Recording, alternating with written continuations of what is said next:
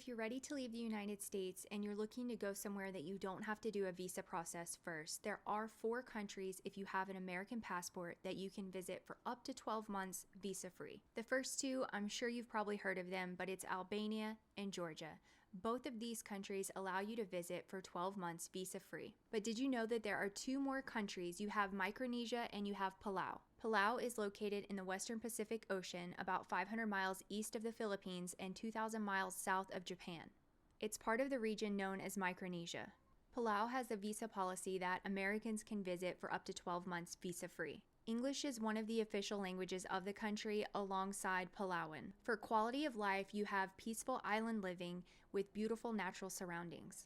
Palau is home to Jellyfish Lake, where you can swim with millions of stingless jellyfish. Did you know that Palau was the first country in the world to create a shark sanctuary? Their waters are like a diver's paradise there. For healthcare, you have basic medical care, but they don't have too many specialists. Public transit can be limited, so a lot of people use cars, taxis, or walking.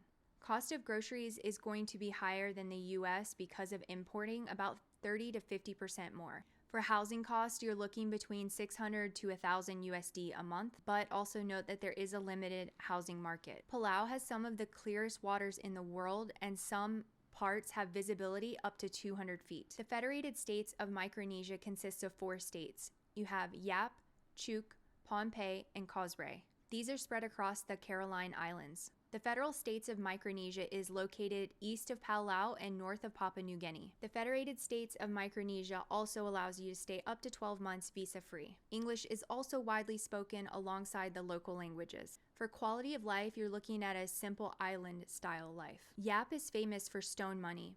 Massive stone discs that are up to 12 feet in diameter are used as currency.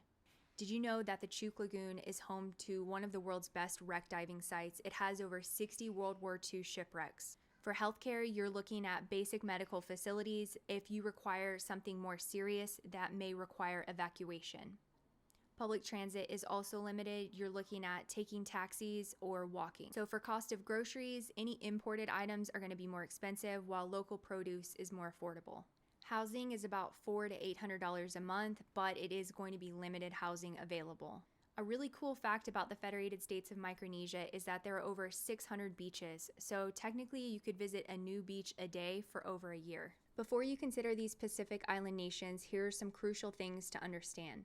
These are small island nations with limited infrastructure. Expect power outages, water shortages, and fewer amenities than you're used to. There can be impact on local communities. These are tight-knit communities with unique cultures. As visitors, we need to be mindful of the impact on local housing availability, resources, and community dynamics. These islands are also environmentally fragile.